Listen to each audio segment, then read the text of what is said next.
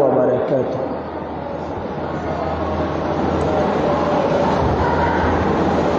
अल्हम्दुलिल्लाह नहमदुहु व नुसल्ली व नुसल्लिम अला रसूलिहिल करीमिल हमीनिल मकीनिर रऊफिर रहीम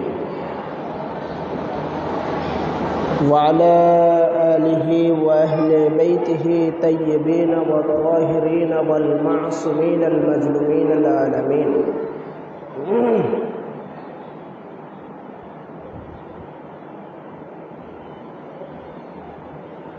और खुसूसन अला सय्यदिना अल-गौसिल आज़म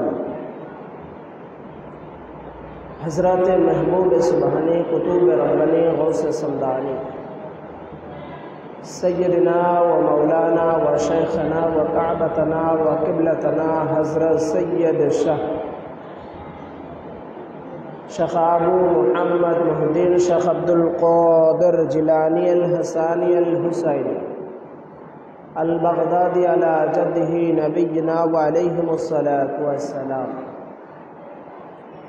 अल-गौस इब्नुल गौस सय्यदी व सनदी व हादिइल इमाम शरीयति व तरीक़ति वल हक़ीक़ति वल मारिफ़ा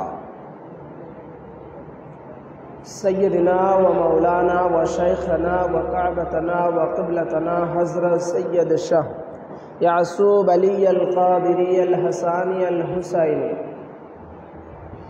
अल-बगदादी अल-मदनापुरी मद्दाजिल्लहुल अली। फ़अऊज़ु बिल्लाहि मिनश शैतानिर रजीम।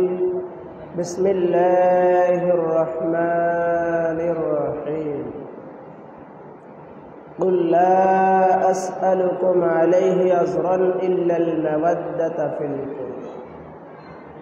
वक़ाल रसूलुल्लाह सल्लल्लाहु तआला अलैहि वसल्लम मन अदाली वलियन फ़क़द अज़नतु बिल हर्बि। वक़ाल अल्लाहु तबारक व तआला फ़ी शानि हबीबि आमिरन व मुख़बिरन इन्नल्लाह व मलाइकतहु युसल्लूना अलन नबी या अय्युहल्लज़ीना आमनू सल्लु अलैहि व सल्लिमू तस्लीमा।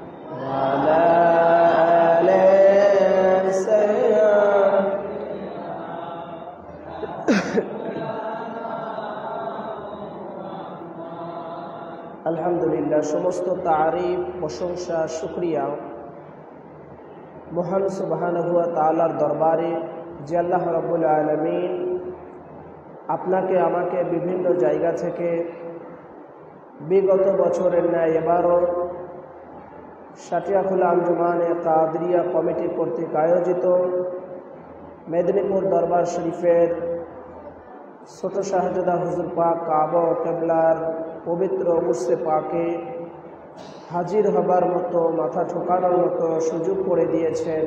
এজন্য সকলে দিল ও জুবান থেকে শুকরিয়া জ্ঞাপন করি আলহামদুলিল্লাহ। লাখ কোটি দরুদ ও সালাম রসুল করিম সাল্লাল্লাহু তাআলা আলাইহি ওয়াসাল্লামের কদমে খুদাসে এবং লাখো লাখো ভক্তিপূর্ণ সেজদায়ে তাজিম আমার পীর ও মুর্শিদ আকা মওলা হুজুর পাক কাবা ও কিবলার কদমে খুদাসে। আজ আমরা জানার উরসে শরীফে হাজির হয়েছি ইনি আহলে বেইতে রসুল রসুল করিম সাল্লাল্লাহু তাআলা আলাইহি ওয়াসাল্লামের ৩৬তম বংশধর এবং মৌলা আলী শের খুদা हैदारे कर्रार मौला अली मुश्किल कुशा अली अलैहिस सालामेर ৩৫তম বংশধর এবং ইমামে হাসান আল মুজতবা বড় ইমাম পাকের 34তম আওলাদ পাক সৈয়দুল শুহাদা শহীদ কারবালা ইমাম আলী মাকামের 33তম জানশীন বংশধর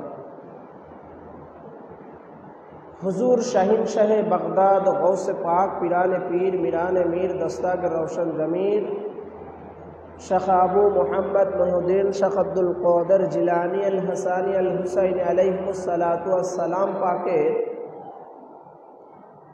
23তম আওলাদ পাক।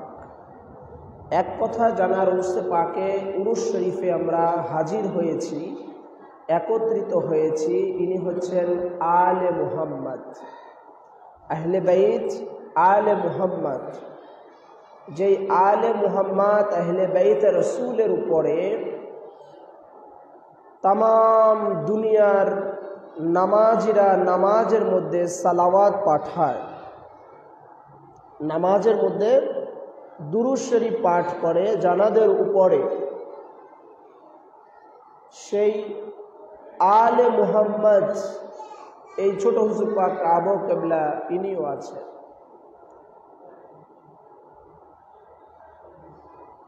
এবং রসুল পাক সাল্লাল্লাহু তাআলা আলাইহি ওয়াসাল্লামের আহলে বাইতে রসুলের এনাদেরকে, নবীর পরিবারদেরকে, নবী পাকের আল আওলাদ পাকদেরকে আল্লাহ পাক মাওয়াদ্দাত করা ওয়াজিব করে দিয়েছেন কোরআনুল করিমের আয়াতে কারিমা নাজিল করে। এনারা তো একে হচ্ছেন ওয়ালিয়াম মুর্শেদ, ওয়ালিয়াম মুর্শেদ। এই দরবার পাকে, এই খানদান পাকে বড় থেকে বড় জানারা, উনাদেরও যে রুতবা, একদম ছোট থেকে ছোট জানারা উনাদেরও একই রুতবা। ওনারা আল্লাহ পাকের জাতি নূর থেকে এসেছেন, ওনাদের মার্তবা রুতবা ছোট বড় হয় না। ছোট মাসুম জানারা, শাহজাদা জানারা, ছোট্ট আওলাদ পাক জানারা, উনারাও নূরের। আবার বড় থেকে বড় উমার মুবারকে জানারা আছেন, উনারাও নূর মুবারকের। যার কারণে কোন একজন বলেছেন, তেরে নসলে পাক মে হে বচ্চা বচ্চা নূর কা, তুহায় আইনে নূরে তেরা সব ঘরানা নূর কা। যে ইয়া রসুল আল্লাহ, तेरे नस्ले पाक में है बच्चा बच्चा नूर का। या रसूल अल्लाह, আপনার ঘরের মধ্যে ছোট ছোট বাচ্চারা ওনারাও নূর। तेरे नस्ले पाक में है बच्चा बच्चा नूर का, तुहाय आईने नूर तेरा सब घराना नूर का। तुहाय आईने, তুমি নিজেই, আপনি নিজেই, তুহায় আইনে নূরে তেরা সব ঘরানা নূর কা, আপনি সহ আপনার ঘরের মধ্যে যত ঘরানা আছে, যত আহলে বাইত আছে, যত আওলাদ পাক আছে, আপনারা সবাই নূরে বংশ। তো এই যে নূরের বংশ, এই যে নূর মুবারক থেকে এসেছেন, এনারা হচ্ছেন ওয়ালিয়া মুর্শেদ। এনাদের দুই দিক থেকে রুতবা।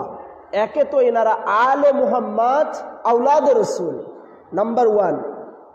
আলে রসুল আহলে বাইত আতহার, যে আলে রসুল আহলে বাইত আতহার নবী পাকের খানদান কিয়ামত পর্যন্ত থাকবেন, এনারা হচ্ছেন সেই রসুল পাকের বংশধর। 2 নম্বর, এনারা হচ্ছেন ওয়ালিয়াম মুর্শেদ। ওয়ালিয়াম মুর্শেদ, ওয়ালিয়াম মুর্শেদ, এটার অনেক তফকা আছে, র্যাঙ্ক আছে। প্রথমে পীর, ওয়ালি, তারপরে কুতুব, আবদাল, নুকাবা, নুজাবা, গৌস। এটা ওয়ালি আল্লাহদের এক একটা সিঁড়ি, তফকা, মার্তবা, রুতবা, র্যাঙ্ক। তো পীর, পীর যে কেউ হতে পারে, পীর যে কেউ হতে পারে। আপনি সচরাচর দেখে থাকবেন কেউ পীর সাহেব আছেন, তো ওনার ছেলে জেনারেলে পড়াশোনা করেছে বা স্বাভাবিক কোনো জায়গাতে আছেন, তাকে খেলাফত দিচ্ছেন, পীর হয়ে যাচ্ছে। পীর একটা মামুলি ব্যাপার, বুঝতেছেন কথা? পীর একটা মামুলি ব্যাপার, কিন্তু ওয়ালি সবাই হতে পারে না। সব ওয়ালিরাই পীর আছেন, কিন্তু সব পীরই ওয়ালি না। বোঝা গেল? আবার ওয়ালি আছেন, কিন্তু কুতুব, আবদাল, নুকাবা, নুজাবা এটা আবার সবাই হবেন না। এটার র্যাঙ্ক আবার আলাদা আলাদা।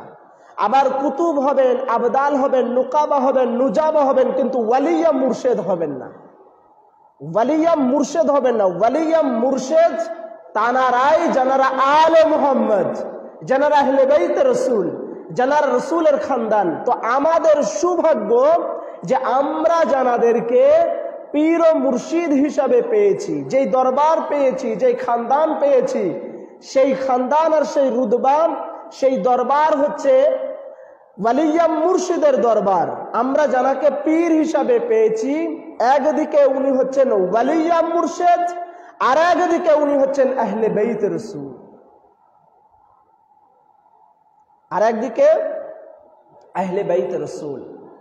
রাসূল করিমের নির্দেশ আছে যে উরকুবু মুহাম্মাদুন, যেখানে যেই জামানাতে কোনো ব্যক্তি যদি সন্ধান পায় যে উনি আলে মুহাম্মদ আছেন, আহলে বাইত আছেন, তাহলে তার জন্য ওয়াজিব হবে, সেই জামানাতে যদি অনেক ওয়ালি থাকে, অনেক ওয়ালির সন্ধান সে পেয়ে যায়, তার জন্য ওয়াজিব হবে রাসূল পাকের আহলে বাইতের হাতে হাত দিয়ে বায়াত গ্রহণ করা।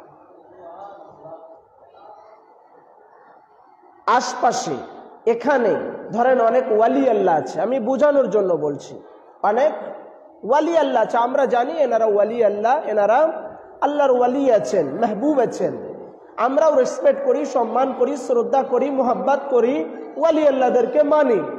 তো যখন দেখলেন যে এখানে ওয়ালি আল্লাহ আছেন, আবার খুঁজতে খুঁজতে খুঁজতে খুঁজতে আপনার আমার সন্ধান মিলে গেল, জানতে পারলাম যে এনারা তো ওয়ালি আছেন, কিন্তু এনারা নবীর বংশধর না, এনারা কেউ নবীর আহলে বাইত না। তো অমুক জায়গা, অমুক দরবার আছে, সেই মেদিনীপুর দরবার শরীফ, সেই মেদিনীপুর ওয়ালারা, ওনারা হচ্ছেন রসুল পাকের বংশ, রসুল পাকের খানদান, রসুল পাকের ইতরাত।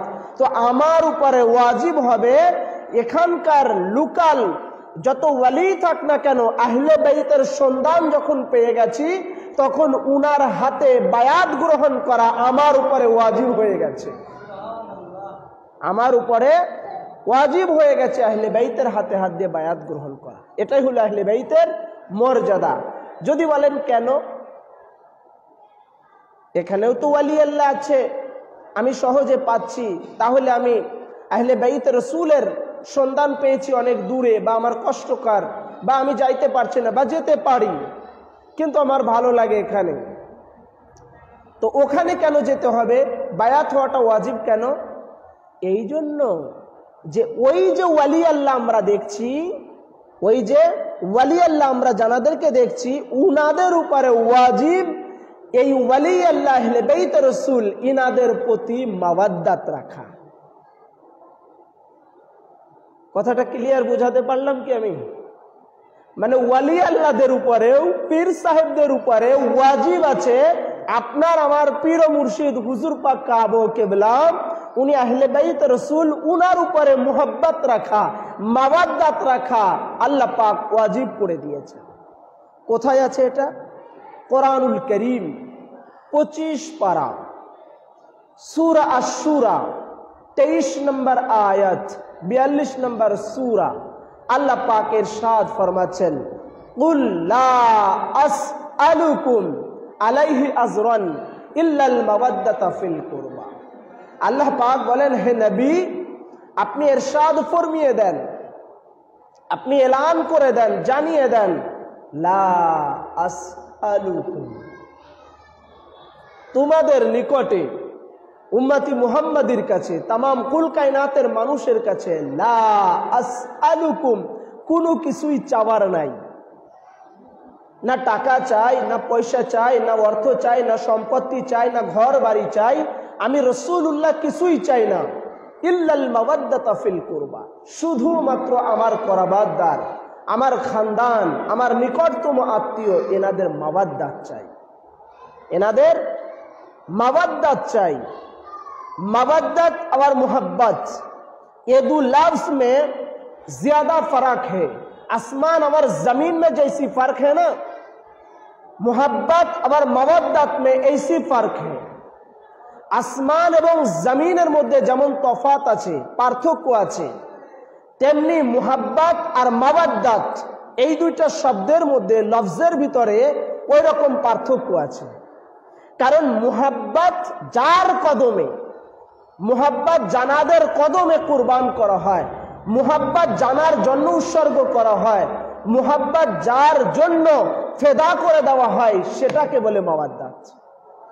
তার মানে মুহাব্বতটাও কুরবান হয়ে যায় মাওয়াদ্দাতের কদমে, মাওয়াদ্দাতের জায়গায় গিয়ে।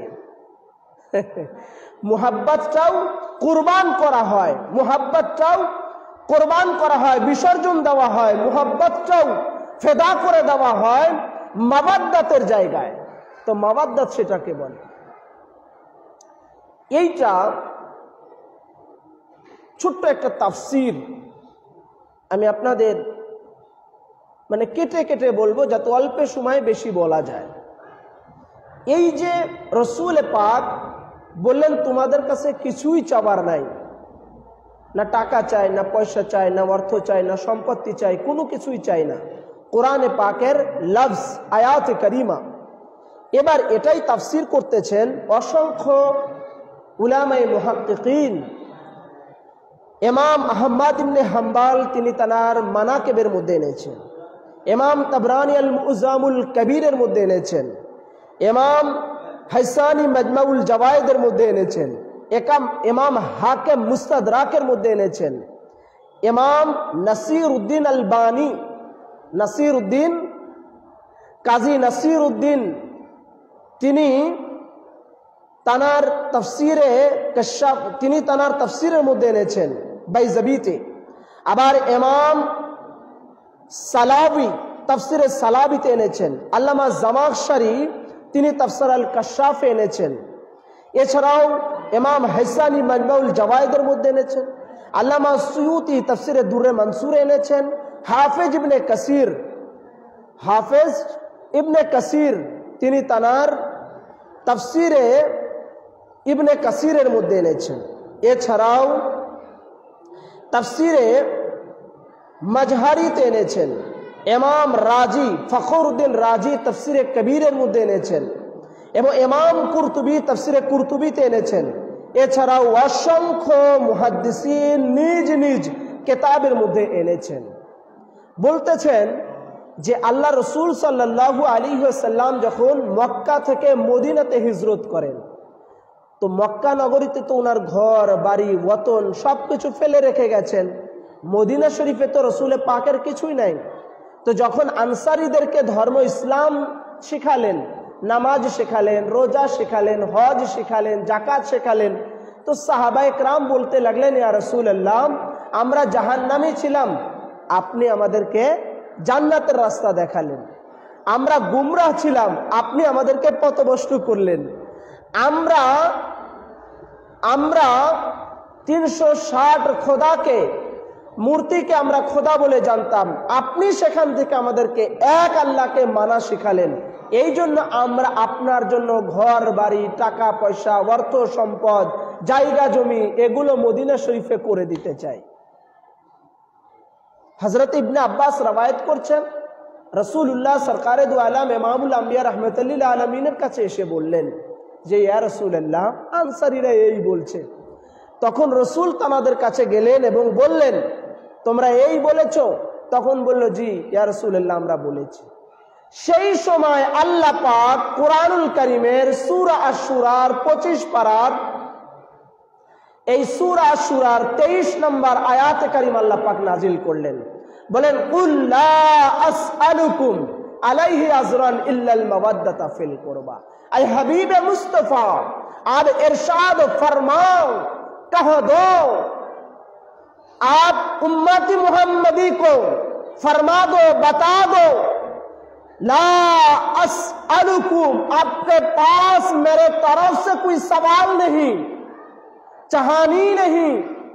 इरशाद फरमिয়ে দেন যে আপনার উম্মতি মুহাম্মাদির কাছ থেকে কোনো কিছু চাবার নাই, কোনো কিছু ধন দৌলত টাকা পয়সা অর্থ শর্ত কোনো কিছু চাওয়ার নাই, ইল্লাল মাওয়াদ্দাতা ফিল কুরবা, শুধুমাত্র আপনার নিকটতম আত্মীয় আহলে বাইত পরিবার পরিজন ঘরওয়ালা ইনাদের মাওয়াদ্দাত চাই, এনাদের মাওয়াদ্দাত চাই।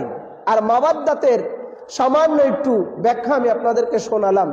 মাওয়াদ্দাত আর মুহাব্বাত এক জিনিস না, মুহাব্বাতটাও মাওয়াদ্দাতের কাছে কুরবান হয়, সেটাকে বলে মাওয়াদ্দাত।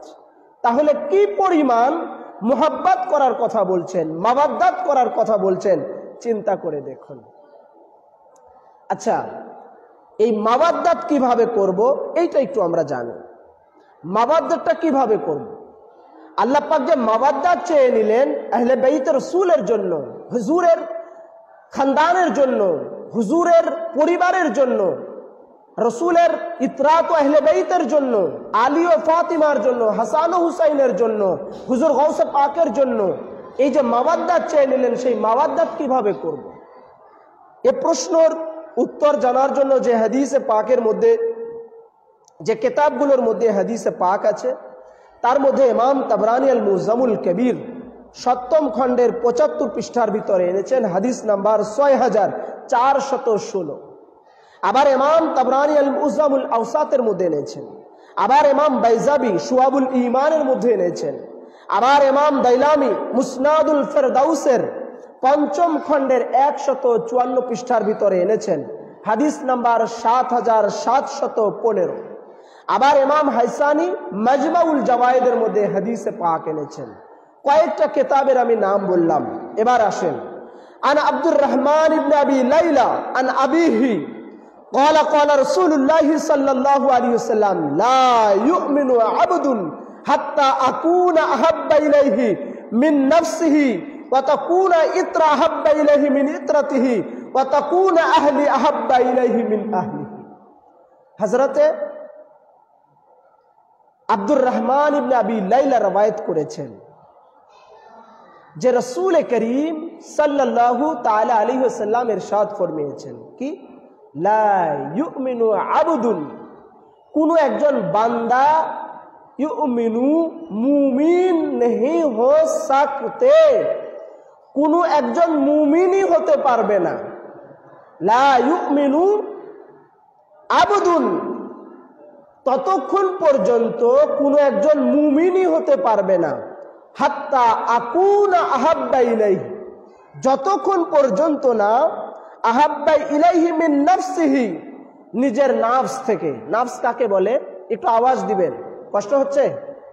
কথা ক্লিয়ার বোঝা যাচ্ছে?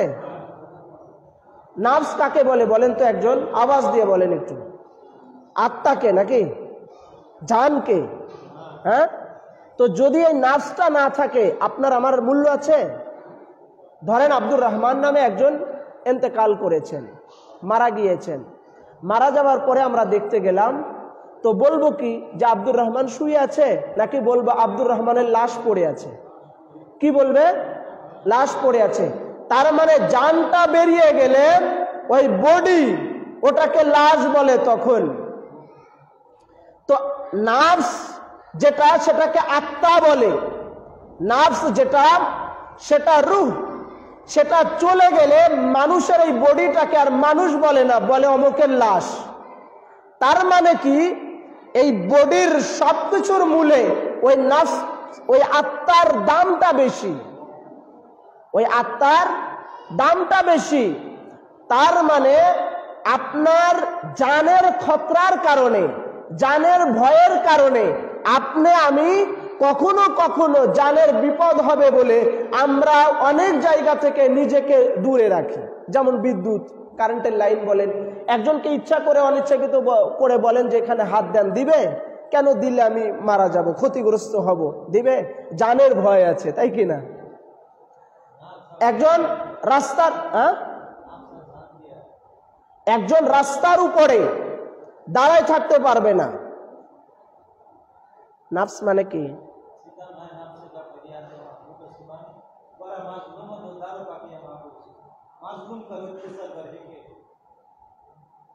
নাফস মানে আত্মা। তো নাফস এইটা যদি ভিতরে না থাকে, আপনার এই নাফস এটা আপনার নফসের ভয়ে, আপনার ভিতরে আত্মার ভয়ে কেউ ক্ষতিগ্রস্ত হতে যাবে না, বিদ্যুতে হাত দিবে না, রাস্তায় দাঁড়াবে না ভয়ে যে আমি ক্ষতিগ্রস্ত হব। তো নিজের নফস থেকে, জান থেকে, নিজের নফস থেকে, জান থেকে রসুল পাকের নফসকে, রসুল পাকের আত্মাকে, রসুল পাকের জানকে বেশি মোহাব্বত করতে হবে। তো রসুল পাকের জানকে, রসুল পাকের জান হচ্ছে হযরত শের খুদা হায়দার करार मौला अली मुश्किल कुशा, মা খাতুনে জান্নাত, ইমামে হাসান, ইমামে হুসাইন। কেন রসুল্লাহ বলেছেন ফাতিমা তু বেদাতম মিন্নি, ফাতিমা মুঝসে হে मैं तो फातिमा से हूं। আবার মৌলা আলীর ব্যাপারে বলেছেন আলী মুঝসে হে मैं तो अली से हूं, अलीयुम मिन्नी व अना मिनहु, हुसैन मिन्नी व अना मिन हुसैनान, হাসানু মিন্নি ওয়া আনা হাসাইনান। তার মানে রসুল বলেছেন আমার থেকে আলী, আলী থেকে আমি, আমার থেকে ফাতিমা, ফাতিমা থেকে আমি, অর্থাৎ আমার নফস, আমার জান, আমার জানে মুস্তাফা হচ্ছে আহলে বাইত রসুল। তো এই জন্য বললেন হাত্তা আকুনা আহাব্বা ইলাইহি মিন নফসিহি, নিজের নফস থেকে, জান থেকে রসুল করিমের জানকে বেশি মুহাব্বত করতে হবে। ওয়াতাকুনা ইতরাতি আহাব্বা ইলাইহি মিন ইতরাতিহি, ওয়াতাকুনা ইতরাতি আহাব্বা ইলাইহি মিন ইতরাতিহি, আর নিজের ইতরাত থেকে, খানদান থেকে রসুল পাকের খানদানকে বেশি মুহাব্বত করতে হবে। ওয়াতাকুনা আহলি আহাব্বা ইলাইহি মিন আহলিহি, নিজের পরিবার পরিজন থেকে রসুল পাকের পরিবার পরিজনকে বেশি মুহাব্বত করবে। ওয়াতাকুনা জাতি আহাব্বা ইলাইহি মিন জাতিহি, আর নিজের বংশ থেকে রসুলুল্লাহর বংশকে বেশি মুহাব্বত করবে। এই যতক্ষণ না নিজের জান থেকে রসুলুল্লাহর জানকে, নিজের ইতরাত থেকে রসুল করিমের ইতরাতকে, পরিবারকে, আওলাদকে বেশি মুহাব্বত না করবে। ওয়াতাকুনা আহলি আহাব্বা ইলাইহি মিন আহলিহি, রসুল পাকের পরিবার পরিজন আহলে বাইত আতহারকে নিজের আহলে বাইত থেকে, নিজের পরিবার থেকে বেশি মুহাব্বত না করবে। ওয়াতাকুনা জাতি আহাব্বা ইলাইহি মিন জাতিহি, আর নিজের বংশ থেকে রসুল করিম সাল্লাল্লাহু আলাইহি ওয়াসাল্লামের বংশকে বেশি মুহাব্বত না করবে, ততক্ষণ পর্যন্ত একজন মুমিনই হবে না। লা ইউমিনু আবদুন, ততক্ষণ পর্যন্ত একজন মুমিনই হবে না। এটা হচ্ছে মাওয়াদ্দাত। তার মানে নিজের জান থেকে, নিজের বাচ্চাদের থেকে, নিজের পরিবার থেকে, নিজের ঘর থেকে, নিজের বংশ থেকে, নিজের পরিবার পরিজন থেকে, সমস্ত কিছু থেকে আহলে বাইত রসুল জানারা, পাকে পঞ্জাতুল পাক জানারা, আলে মুহাম্মদ জানারা, রসুলের কুরবা জানারা, রসুলের খানদান জানারা, রসুলের ইতরাত জানারা, রসুলের কুরবা নিকটতম আত্মীয় জানারা, তানাদেরকে বেশি মুহাব্বত মাওয়াদ্দাত করতে হবে। আর এই মুহাব্বত করতে পারলে এটা মাওয়াদ্দাতের স্তরে গিয়ে পৌঁছাবে। নিজের সমস্ত কিছু থেকে আপনি, আমি, আপনার, আমার ঘরকে যত মুহাব্বত করি, তার থেকে হুজুরে করিম, রসুল করিম সাল্লাল্লাহু আলাইহি সাল্লাম, ওনার আওলাদ পাক আহলে বাইতের ঘর খানকা পাক, ওনার ঘরকে বেশি মুহাব্বত রাখতে হবে। নিজের ঘর থেকে, নিজের সন্তান থেকে হুজুর একরাম রসুল করিম উনার আওলাদকে বেশি মুহাব্বত করতে হবে। নিজের পরিবার থেকে রসুল করিমের পরিবারদেরকে বেশি মুহাব্বত রাখতে হবে। এটাই যখন রাখতে পারবো তখন মুমিনের কাতারে চলে যাব। আর সেই সময় আমার এই মুহাব্বত রাখার কারণে এটা মাওয়াদ্দাতে পৌঁছিয়ে যাবে। এরপরে আসুন, কুরবা কাদেরকে বলা হয়? কুরবা কাদেরকে বলা হয়? আজকে তো কুরবা মানে নিকটতম আত্মীয়। আজ কোরবার ব্যাপারে অনেক মত প্রকাশ করে, অনেকেই বলে যে আমরা নিকটতম আত্মীয় হচ্ছে উলামায়ে কেরাম। তো রসুল করিম সাল্লাল্লাহু তাআলা আলাইহি ওয়াসাল্লাম কি বলেছেন? এ হাদিস পাক ইমাম তাবরানী আল মুজামুল কবিরের মধ্যে এনেছেন এবং ইমাম তাবরানী আল মুজামুল কবিরের মধ্যে আবার এনেছেন 11তম খণ্ডের 444 পৃষ্ঠার ভিতরে। আবার ইমাম হাসানী মাজমাউল জাওয়াইদের 7ম খণ্ডের 103 পৃষ্ঠায় এনেছেন। আবার ইমাম সুয়ুতি তাফসীরে দুররে মানসুরের মধ্যে এনেছেন। আবার ইমাম রাজি, ফখরউদ্দিন রাজি রহমাতুল্লাহি আলাইহি, তিনি তার 27তম খণ্ডের ভিতরে এনেছেন তাফসীর কবিরের। এছাড়াও ইমাম আল্লামা জামাখশারি তিনি তানার তাফসিরুল কাশাফে এনেছেন, ইমাম কুরতুবী তাফসিরে কুরতুবীতে এনেছেন, ইবনে আব্বাস তাফসিরে ইবনে আব্বাসে এনেছেন। আবার ইমাম আহমদ ইবনে হাম্বল তিনি তানার ফাজাইলুস সাহাবা কিতাবের দ্বিতীয় খণ্ড 669 পৃষ্ঠার ভিতরে এনেছেন। এক এক করে 9টা কিতাবের হাওলা আমি কোট করলাম। এবার আমরা জানবো করাবাতদার কাকে বলে। আন ইবনে আব্বাস قال لما نزلت هذه الآية قل لا أسألكم عليه أجرا إلا المودة في القربى قالوا يا رسول الله صلى الله عليه وسلم من قربتك هؤلاء الذي وجبت علينا مودتهم। হযরত ইবনে আব্বাস রওয়ায়াত করেছেন, লাম্মা নাযালাত হাযিল আয়া, যখন আয়াতে কারিমা নাজিল হলো তখন রাসূল করিম সাল্লাল্লাহু তাআলা আলাইহি ওয়াসাল্লামকে আমরা সাহাবারা জিজ্ঞাসা করলাম, ক্বালু, আমরা সবাই জিজ্ঞাসা করলাম, ইয়া রাসূলুল্লাহ, ইয়া হাবিবাল্লাহ, মান কারাবাতুকা, আপনার করাবাতদার কারা, হাউলাইল্লাযী ওয়াজাবাত আলাইনা, জানাদের উপরে মাওয়াদ্দাত রাখা আমরা সাহাবীদের উপরে ওয়াজিব হয়ে গেল, ওনারা কারা? ক্বালা, রাসূলুল্লাহ সাল্লাল্লাহু আলাইহি ওয়াসাল্লাম ইরশাদ ফরমিয়েছেন, আলীজুন ওয়া ফাতিমাতুন ওয়া আবনাহুমা। রাসূল বললেন, আমার নিকটতম আত্মীয়। সূরা আশ-শুরার 23 নম্বর আয়াতে পাকে যে নিকটতম আত্মীয়র মাওয়াদ্দাত চাওয়া হয়েছে, সেই নিকটতম আত্মীয় হলো আলীজুন ওয়া ফাতিমাতুন ওয়া আবনাহুমা।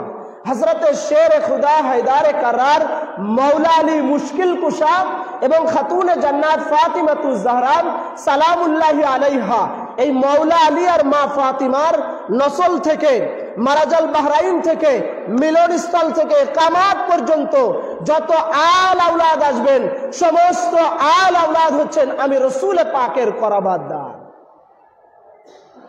আমরা পরিষ্কার এই হাদিস পাক থেকে এতটুকু জানতে পারলাম যে রাসূল পাক সাল্লাল্লাহু আলাইহি ওয়াসাল্লামের নিকটতম আত্মীয় হচ্ছেন মাওলা আলী আর মা ফাতিমার এই বংশ থেকে, এই নসল থেকে কিয়ামত পর্যন্ত যত আওলাদ আসবেন। কেন? রাসূল বলেছেন যে তোমাদের বংশ পরস্পর, তিরমিজিতে আছে, তোমাদের বংশ পরস্পর জারি থাকে তোমাদের ছেলে সন্তান থেকে, আর আমি রাসূল পাক সাল্লাল্লাহু আলাইহি ওয়াসাল্লামের বংশ পরস্পর জারি থাকবে আমার মেয়ে খাতুনে জান্নাত ফাতিমাতুজ জাহরা থেকে। যার কারণে মা খাতুনে জান্নাত পাককে আল্লাহ তাআলা রাসূলের ঘরে পাঠালেন, আর মাওলা আলীকে আল্লাহ পাক আল্লাহর ঘরে খানায় কাবায় পাঠালেন। আর এই দুইজনের শাদী মুবারক আল্লাহ পাকের ইচ্ছায় আল্লাহ পাক দিয়েছেন, হুকুম করেছেন রাসূল পাককে যে খাতুনে জান্নাত আর মাওলা আলীকে শাদী মুবারক দেন। কি জন্য? আলী হচ্ছেন বেলায়েত রূপী নূর, আর খাতুনে জান্নাত ফাতিমাতুজ জাহরা হচ্ছেন রিসালাত রূপী নূর। এক বেলায়েত, এক রিসালাত, এই বেলায়েত ও রিসালাতকে একাকার করে দিলেন। দেওয়ার পরে এনাদের নসল থেকে কিয়ামত পর্যন্ত যত আওলাদ আসবে, রাসূল বললেন এনারা হচ্ছেন আমার করাবাতদার, নিকটতম আত্মীয়। এবার আসুন, রাসূল পাক সাল্লাল্লাহু তাআলা আলাইহি ওয়াসাল্লামের এই খাতুনে জান্নাত আর মাওলা আলী থেকে যত আওলাদ পাক আসবেন, তাহলে ইমামে হাসান আলাইহিস সালাম ফাতিমাতুজ জাহরার আওলাদ, ইমামে হুসাইন ফাতিমাতুজ জাহরার আওলাদ, ময়দানে কারবালাতে যিনি 6 বছর শিশু হযরত আলী আসগার আলাইহিস সালাম শহীদ হয়েছেন, উনি ফাতিমাতুজ জাহরার আওলাদ। ইমাম জয়নুল আবেদিন কারবালার পরে যিনি সবচেয়ে বড় মাজলুম ছিলেন, উনি ফাতিমাতুজ জাহরার আওলাদ। ইমাম হাসান মুসান্না ফাতিমাতুজ জাহরার আওলাদ, ইমাম তাকি ফাতিমাতুজ জাহরার আওলাদ, ইমাম নাকি ফাতিমাতুজ জাহরার আওলাদ, ইমাম হাসান আসকারি ফাতিমাতুজ জাহরার আওলাদ, ইমাম জাফর সাদিক আলাইহিস সালাম ফাতিমাতুজ জাহরার আওলাদ। এইভাবে করে হাসানি হুসাইনি বংশ থেকে আল হাসানি আল হুসাইনি, হাসানি হুসাইনি বংশ থেকে হুজুর শাহিন সাহেব বাগদাদ গৌসে পাক এসেছেন। তো সেই হুজুর শাহিন সাহেব বাগদাদ গৌসে পাক হচ্ছেন ফাতিমাতুজ জাহরার আওলাদ পাক।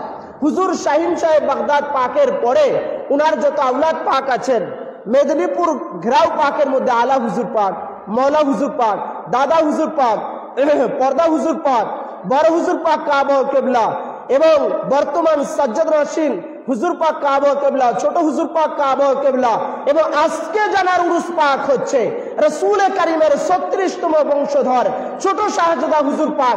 ইনি হচ্ছেন ফাতিমাতুজ জাহরার আওলাদ। এক কথায় এনাদের ডিসেন্ডেন্টস হচ্ছে, এনাদের পরিচয় হচ্ছে এনারা আলে মুহাম্মদ। এনারা আলে মুহাম্মদ, রসুল পাকের করাবাতদার, রসুল পাকের আহলে বাইত, রসুল পাকের খানদান, রসুল পাকের ইতরাত। যে রসুল পাকের ইতরাত ও খানদানের মুহাব্বত ও মাওয়াদ্দাতি হচ্ছে ঈমান। এবং এই রসুল করিম সাল্লাল্লাহু তাআলা আলাইহি ওয়াসাল্লামের আহলে বাইত রসুলের মাওয়াদ্দাত করাটাই হচ্ছে এটা মুমিনের আলামত, পরিচয়। আর এনাদের দুশ্মনী করা, বিদ্বেষ করা, হিংসা করা, হাসাদ করা হচ্ছে মুনাফিকের আলামত। এই যে করাবাতদার, এটা বুখারীতেও আছে। রাসূল করিম সাল্লাল্লাহু তাআলা আলাইহি ওয়াসাল্লামের কুরবার ব্যাপারে বলতে গিয়ে বুখারীতেও এনেছেন যে হাদিসে পাক হযরতে ইমাম বুখারী এনেছেন সহিহুল বুখারীর মধ্যে, কিতাবুত তাফসীরের ভিতরে দ্বিতীয় খণ্ড 713 পৃষ্ঠা, দারুল উলুম দেওবন্দ প্রিন্ট, এবং জামিউত তিরমিজি আবওয়াবুত তাফসীরের দ্বিতীয় খণ্ডের 157 পৃষ্ঠার ভিতরে। ইমাম কুরতুবী এনেছেন তাফসীরে কুরতুবীতে, এছাড়াও ইমাম সুয়ুতি তাফসীরে দুরে মানসুরের মধ্যে এনেছেন। এবং তাফসীরে দুরে মানসুরের মধ্যে আরো ডিটেলস আছে, তো যতটুকু এখানে আছে অতটুকু বলছি। এরপরে ইমাম আহমদ ইবনে হাম্বল এনেছেন, বলেন আন ইবনে আব্বাস আন্নাহু সুইলা আন কওলিহি ইল্লা আল মাওয়াদ্দাতা ফিল কুরবা ফাকালা সাঈদ ইবনে জুবাইর কুরবা আলে মুহাম্মাদিন। বুখারীতে আলে মুহাম্মাদের ব্যাপারে আরো ডিটেলস খোলাসা করে দিলেন ইমাম বুখারী সহিহুল বুখারীর মধ্যে। ইমাম বুখারী বললেন, হযরতে সাঈদ ইবনে জুবাইর রওয়ায়াত করেছেন, বললেন কুরবা আলে মুহাম্মাদিন। কুরবা বলতে রাসূল পাক সাল্লাল্লাহু আলাইহি ওয়াসাল্লামের আলে মুহাম্মদ, কিয়ামত পর্যন্ত যত আওলাদ আসবেন, যত আল আওলাদ আসবেন, সমস্ত আল আওলাদ হচ্ছেন রাসূল পাকের করাবাতদার, নিকট আত্মীয়, আহলে বাইত তাহার। এনারা হচ্ছেন আলে মুহাম্মদ। যে কথা বলছিলাম যে এই আলে মুহাম্মাদের বুগজ এবং দুশ্মনী নিয়ে যারা মারা যাবে, আল্লাহ রাব্বুল আলামিন তাদের অন্য ইবাদত বন্দেগী মকবুল করবেন না, কবুল করবেন না। এই হাদিসে পাক ইমাম তাবরানি এনেছেন, এছাড়া ইমাম হাইসানি এনেছেন, ইমাম জুরজানি তারিখে জুরজানিতে এনেছেন, ইমাম জাহাবি সিয়ারুল আলামিন আন নুবালাতে এনেছেন, মিজানুল ইতিতাদ এনেছেন। ইরশাদ হচ্ছে আন জাবের ইবনে আব্দুল্লাহ আনসারী قال خطبنا رسول الله صلى الله عليه وسلم فسمعت وهو يقول يا ايها الناس। হযরত জাবের ইবনে আব্দুল্লাহ আনসারী রাদিয়াল্লাহু তাআলা আন রওয়ায়াত করছেন। জাবের ইবনে আব্দুল্লাহ আনসারী রাসূল পাক সাল্লাল্লাহু তাআলা আলাইহি ওয়াসাল্লামের একজন খুব কাছের একনিষ্ঠ সাহাবী ছিলেন। তিনি রওয়ায়াত করছেন যে রাসূল পাক একবার মিম্বারে খুতবা দিচ্ছিলেন, আমরা শুনলাম। তিনি বললেন ওয়াহুয়া ইয়াকুলু, রাসূল পাক বললেন ইয়া আইয়ুহান নাস, হে মানব জাতি। কি বললেন? হে মানব জাতি। রাসূল পাক সাল্লাল্লাহু আলাইহি সাল্লাম এই জায়গায় শুধু নামাজি বলে ডাকেন নাই, শুধু রোজাদারদেরকে ডাকেন নাই, শুধু হজ করনেওয়ালাদেরকে ডাকেন নাই। রাসূল করিম বললেন ইয়া আইয়ুহান নাস, হে মানব জাতি। মান আবগাদানা আহলাল বাইতি হাশারাল্লাহু ইয়াউমাল কিয়ামা।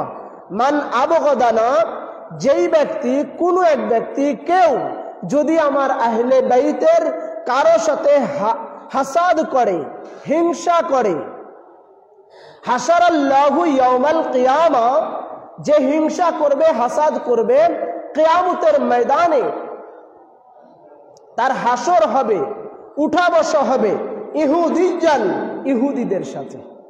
কথাটা আরেকটু আমি ক্লিয়ার করে বলি আপনাদের।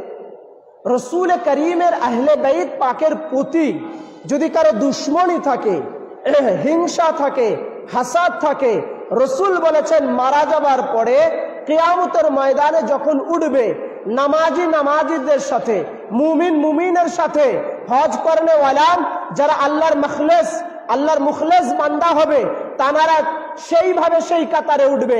কিন্তু যারা আমার আহলে বাইত তাহারের দুশ্মনী করেছে, হিংসা করেছে, হাসাদ করেছে, তারা নামাজিদের কাতারে উঠবে না, তাদের হাসর হবে, তারা উঠবে ইহুদিদের দলে, ইহুদিদের সাথে। কি করার কারণে বলেন? নবীর খানদানকে, নবীর ইতরাতের সাথে দুশ্মনী করার কারণে। এবার সাহাবীরা জিজ্ঞাসা করলেন, দেখেন মারাত্মক কথা, সাহাবীরা জিজ্ঞাসা করলেন, ইয়া রাসূলুল্লাহ সাল্লাল্লাহু আলাইহি ওয়াসাল্লাম, ওয়া ইন সামা ওয়া সাল্লা, যে সেই ব্যক্তি নামাজও পড়েছে, রোজাও রেখেছে, তারপরেও কি সে ইহুদিদের সাথে উঠবে? মানে সারা জীবন নামাজ পড়েছে, রোজা রেখেছে, সামান্য একটু আহলে বাইতের দুশ্মনী করেছে, বড় হুজুর পাকের বিদ্বেষ করেছে, ছোট হুজুর পাকের বিদ্বেষ করেছে, হুজুর গৌসে পাকের শানে বেয়াদবি করেছে, আহলে বাইতের রাসূলের সাথে সামান্যতম একটু হিংসা করেছে, তো সাহাবীরা জিজ্ঞাসা করছেন, ওয়া ইন সামা ওয়া সাল্লা, যে সে যদি নামাজও পড়ে, রোজাও রাখে, তারপরে সামান্য একটু দুশ্মনী করেছে, এর জন্য কি ইহুদিদের সাথে উঠবে?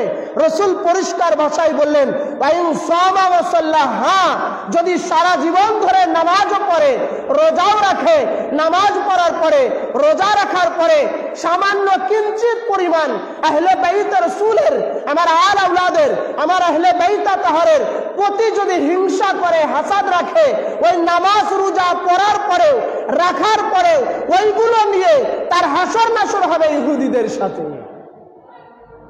এটা আরো ক্লিয়ার করার জন্য আমি আরেকটা হাদিসে পাক আপনাদেরকে শোনাচ্ছি। যেই হাদিসে পাকটা ইমাম তাবরানী এনেছেন, আল্লামা হাকিম এনেছেন, আল্লামা জামাখশারী এনেছেন, এছাড়াও হযরতে ইমাম হাকিম আল মুস্তাদরাকের ভেতরে এনেছেন, ইমাম মুহিব্বি তাবারি খাসাইরুল উখবা ফি মানাকিবি জাবিলিল কুরবান এই কিতাবের 51 পৃষ্ঠার মধ্যে এনেছেন।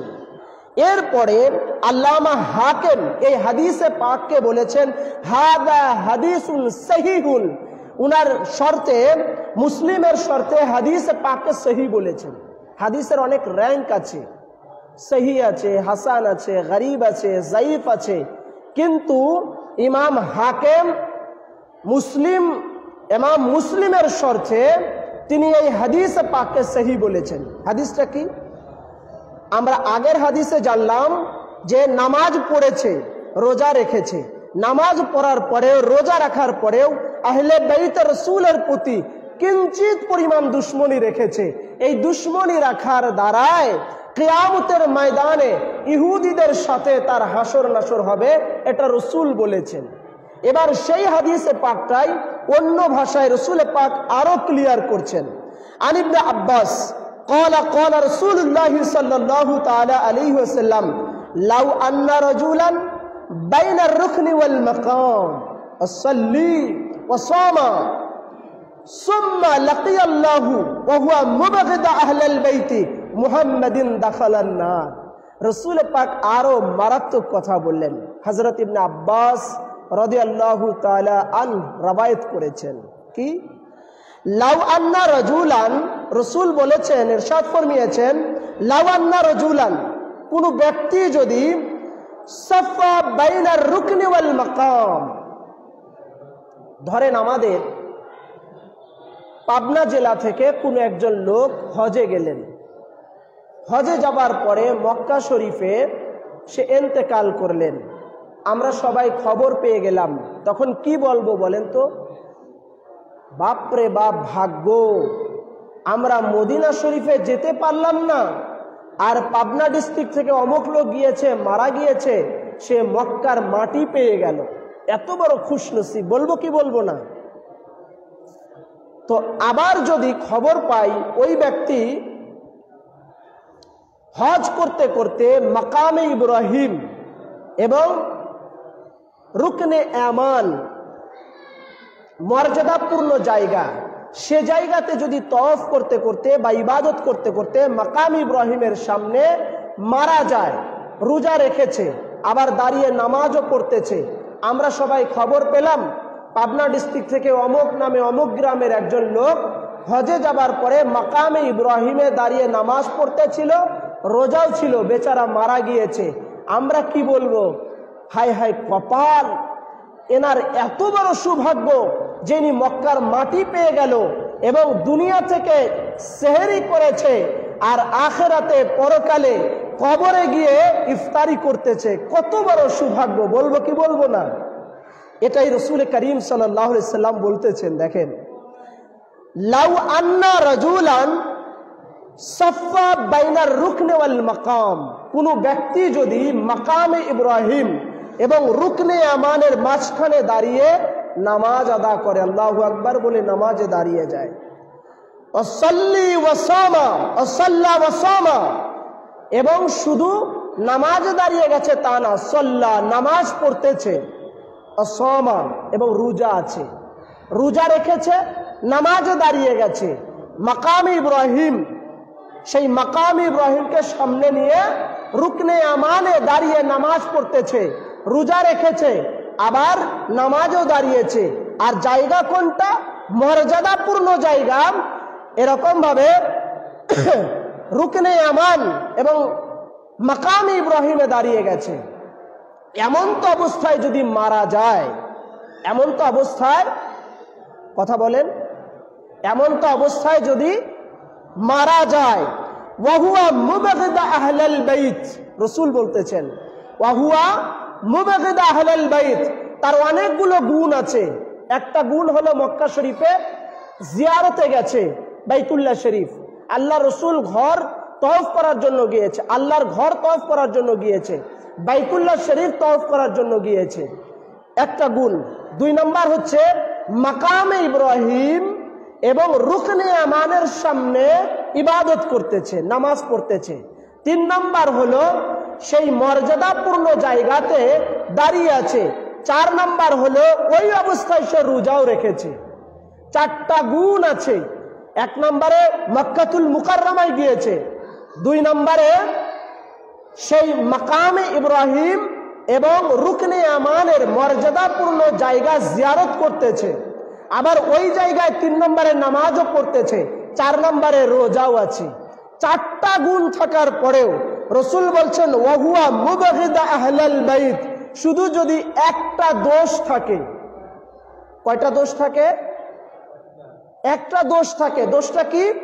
মুবগিদা আহলাল বাইত মুহাম্মাদিন, মুহাম্মাদুর রাসূলুল্লাহ সাল্লাল্লাহু তাআলা আলাইহি ওয়াসাল্লাম রাসূল পাকের আহলে বাইত পাকের প্রতি, আহলে বাইতের জন্য, আলী ফাতেমা হাসান ও হুসাইনের জন্য, রাসূল করিমের খানদানের জন্য মুবগিদা, তার দিলের ভিতরে কিঞ্চিত পরিমাণ দুশমনী ছিল। এই কিঞ্চিত পরিমাণ দুশমনী থাকার পরে, কিঞ্চিত পরিমাণ দুশমনী রাখার পরে চারটা যে গুণ আছে ওই চারটা গুণ নষ্ট হয়ে যাবে। রাসূল বলছেন দাখালান নার ওয়াহুয়া মুবগিদা আহলাল বাইত মুহাম্মাদিন দাখালার নার, সে সরাসরি আহলে বাইতের দুশমনী রাখার কারণে সরাসরি চারটা গুণ থাকার পরেও জাহান্নামে প্রবেশ করবে।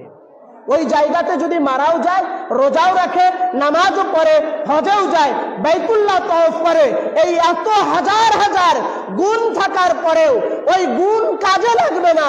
ওয়াহুয়া মুবগিদা আহলাল বাইত মুহাম্মাদিন, আমি রাসূলের আহলে বাইত, আমার খানদান, আমার আলী, আমার ফাতিমা, আমার হাসান, আমার হুসাইন, এনাদের সামান্য কিঞ্চিত পরিমাণ যদি দুশমনী রাখে, এই দুশমনী রাখার দ্বারাই তার সব গুণগুলো নষ্ট হয়ে যাবে, সরাসরি সে জাহান্নামে প্রবেশ করবে। তাহলে আমাদেরকে সাবধান হতে হবে কি হবে না? আহলে বাইত রাসূলের প্রতি কথা বলার সময় শালীনতা রাখতে হবে, সাবধানে কথা বলতে হবে, যেন আহলে বাইত রাসূলের দুশমনী না হয়।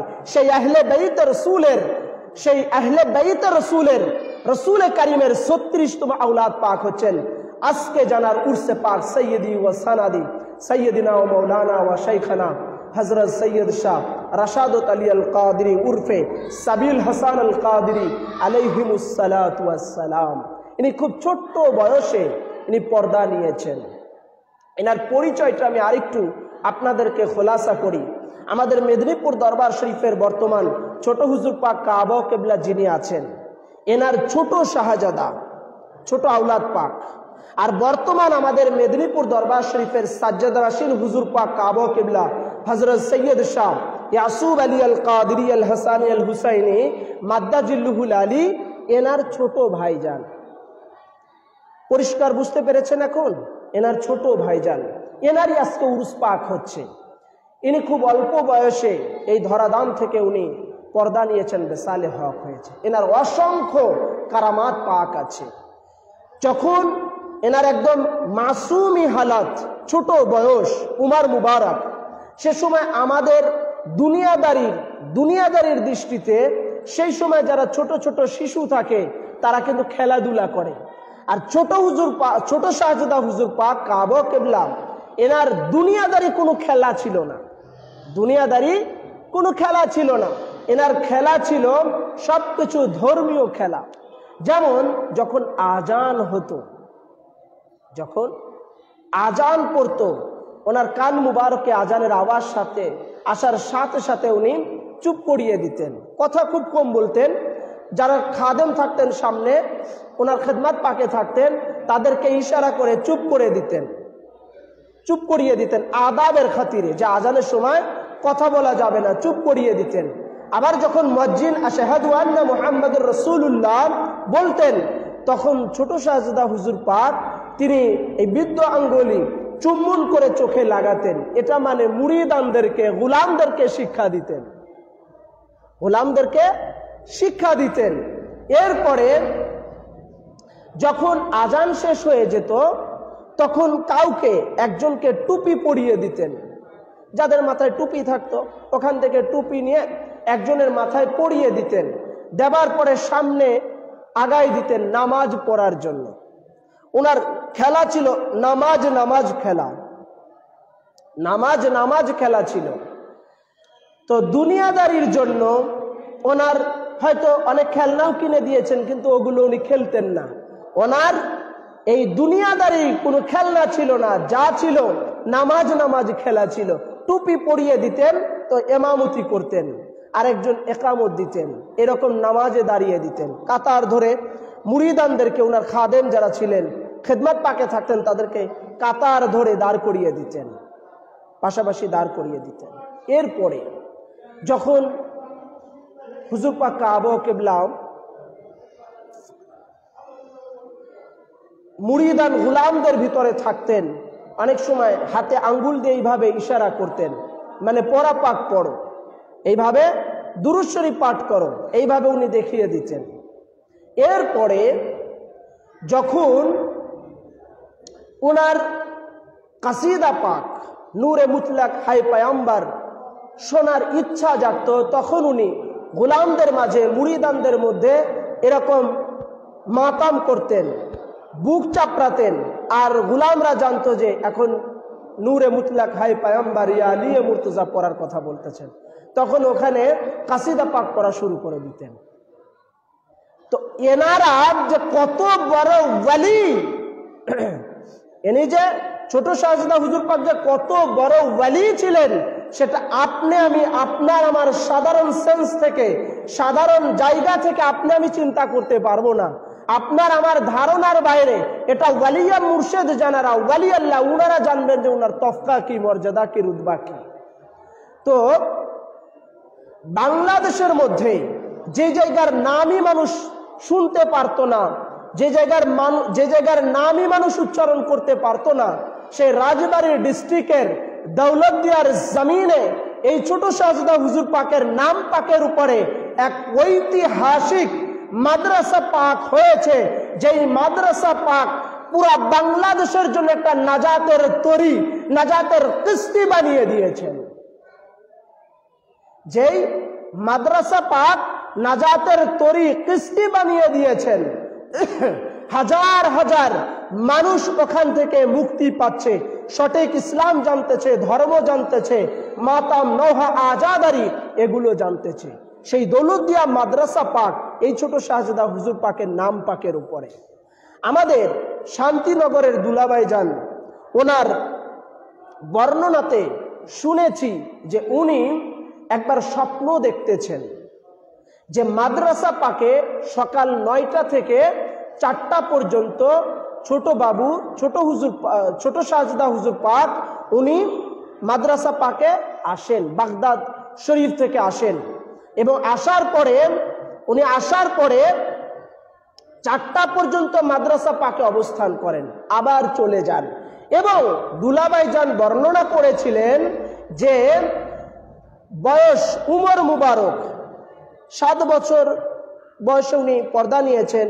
তো 7 বছর উমর মুবারকের পর থেকে 15 বছর 16 বছর বয়সে যেমন দেখতে হয়, দুলাভাই যান বর্ণনা করেছিলেন যে একদম দেখতে হুবহু ওই রকম উনার দেহ মুবারকের গঠন হয়েছে। এবং উনি সকাল 9টায় মাদ্রাসা পাকে আসতেন এবং যখন ছুটি হতো তখন মাদ্রাসা পাক থেকে চলে যেতেন। তার মানে উনি মাদ্রাসা পাক উনার নাম পাকের উপরে, তো ওই মাদ্রাসা পাকে উনি হাজির ও নাজির থাকতেন। শুধু তাই নয়, কত বড় ওয়ালি চিন্তা করে দেখেন। বাগদাদ শরীফে হুজুর গৌসে পাকের উর্স পাক হয়, 11 রবিউল সানি ফাতিহা আজদাহাম পাক হয়। সেই বাগদাদ শরীফে এই ছোট শাহজাদা হুজুর পাকের উরুস পাক উদযাপিত হয়। আমাদের ছোট শাহজাদা হুজুর পাকের উরুস শরীফ বাগদাদ শরীফে বাগদাদ মুয়াল্লাতে উদযাপিত হয়। বাগদাদ শরীফের যিনি সজ্জদ রাশিন ছিলেন, গদ্দি নশীন ছিলেন, আব্দুর রহমান আল গিলানি, উনি পর্দা নিয়েছেন। তো উনি ছোট হুজুর পাক কাবা কিবলাকে বলতেন যে আমি আপনার শাহজাদা পাকের উরুস পাক বাগদাদ শরীফে করতে চাই। ছোট হুজুর পাক বিনয়িতার জন্য না করতেন, কিন্তু বলতেন যে না, এটা আমার দায়িত্ব, আমি উনাদের হুকুমেই করছি, এটা আমার দায়িত্ব, আমাকে করতেই হবে। এই জন্য প্রতি বছর নিয়াজ পাক আদা করে ধুমধামের সাথে ছোট শাহজাদা হুজুর পাকের উরসে পাক উরসে শরীফ বাগদাদ শরীফে পালন করা হয়। শুধু তাই নয়, 1 বছরে বাগদাদ শরীফে বোমবাস্টিং এর কারণে, সমস্যার কারণে সেই বছরে নিয়াজ পাক তৈরি করা সম্ভব হয়নি বলে লজেন্স দিয়ে নিয়াজ পাক আদা করে ছোট শাহজাদা হুজুর পাকের উরুস পাক উদযাপন করা হয়েছিল। আজও বাগদাদ শরীফে ছোট শাহজাদা হুজুর পাকের উরুস পাক পালিত হচ্ছে। তো বাগদাদ শরীফ কার? গৌসে পাকের। তো গৌসে পাকের জমিনে, গৌসে পাকের বাগদাদ মুআল্লাতে ছোট শাহজাদা হুজুর পাক ইনিও গৌস আছেন, গৌস ইবনুল গৌস আছেন। তো এই গৌসের উরসে শরীফ বাগদাদ শরীফে উদযাপিত হচ্ছে এবং সেখানে নিয়াজ আদা করা হয় ছোট শাহজাদা হুজুর পাকের নাম পাকে। তাহলে কত বড় ওয়ালি আছেন চিন্তা করে দেখুন। এই জন্য এনার কারামাত পাক, এনার মর্যাদা বলে আমি শেষ করতে পারবো না। ছোট শাহজাদা হুজুর পাক যেই দাউলতদিয়ার জমিনে উনার নাম পাকে যেই মাদ্রাসা পাক হয়েছে, এটা আপনার আমার জন্য, সারা দুনিয়া মানুষের জন্য নাজাতের একটা কিস্তি। রসুল করিম ইরশাদ ফরমিয়েছেন, যে হাদিস পাক মিশকাত শরীফের মধ্যে আছে, রসুল ইরশাদ ফরমিয়েছেন, মাসালু আহলু বাইতিহি কাসাফিনাতুন নূহ মান রাকিবাহা নাজা ওয়া মান তাখাল্লাফা হালাকা গারাকা। যে আমার আহলে বাইত হচ্ছে নূহ নবীর কিস্তির ন্যায়, যারা যারা আমার আহলে বাইতের নাজাতের কিস্তিতে আরোহণ করবে, উঠবে, চড়বে, আরোহণ করবে, তারা তারা নাজাত পেয়ে যাবে। আর যারা উঠবে না, হালাকা গরাকা, তারা হালাক হয়ে যাবে, ধ্বংস হয়ে যাবে। সেই আহলে বাইত রাসূলের প্রত্যেকটা খানকা শরীফ নাজাতের এক একটা কিস্তি। ছোট শাহজাদা হুজুর পাকের নাম পাকের যে মাদ্রাসা পাক হয়েছে, ওটা আপনার আমার জন্য নাজাতের কিস্তি। তো যারা যারা এই আহলে বাইতকে ধরবে, মুহাব্বত করবে, ভালোবাসবে, তারা তারা নাজাতের নৌকায় আরোহণ করেছে। আর যারা যারা আজ অব্দি আহলে বাইতকে চেনে নাই, আহলে বাইতের নৌকায় ওঠেনি, আহলে বাইতের নৌকায় আরোহণ করেনি, তারা তারা হালাক হয়ে যাবে, ধ্বংস হবে। এই জন্য আমরা যদি বাঁচতে চাই, মুক্তি পেতে চাই, নাজাত পেতে চাই, আমাদের করণীয় হচ্ছে আহলে বাইত আলে রাসূল আলে মুহাম্মাদের দরবার মেদিনীপুর দরবার শরীফের গোলামি করা, খেদমত করা, ওই দামানকে ধরা। যদি ওই দামান, ওই খেদমত আর ওই নৌকাকে আমরা আরোহণ করতে পারি, ওই দরবার আমরা ধরে থাকতে পারি, তাহলে যত বড় প্লাবন আসুক, মুসিবত আসুক, মুশকিল আসুক, সমস্ত মুশকিল থেকে, মুসিবত থেকে আহলে বাইত রাসূল আমাদেরকে সাহায্য করবেন। আল্লাহ রাব্বুল আলামিনের কাছে আখেরি প্রার্থনা, আল্লাহ পাক যেন আপনাকে আমাকে সকলকেই এই দরবারের গোলামি করে, খেদমত করে, আল্লাহ রাব্বুল আলামিনের নৈকট্য রেজামন্দি হাসিল করে আপনি আমি দুনিয়া থেকে যেতে পারি। এবং আজকে যেই ছোট শাহজাদা হুজুর পাক কাবা কিবলার পবিত্র উরসে পাকে এসেছি, ওনার এই পবিত্র উরুস শরীফের বদালতে যেন এই গোলামদেরকে একটা নাজাতের ওসিলা জড়িয়া বানিয়ে দেন এবং ওনাদের দরবার দামান যেন শক্ত করে আকীদার সাথে ধরে রাখতে পারি। আল্লাহ পাক তৌফিক আতা করুক, আমিন সুম্মা আমিন। আসসালামু আলাইকুম ওয়া রাহমাতুল্লাহি তাআলা।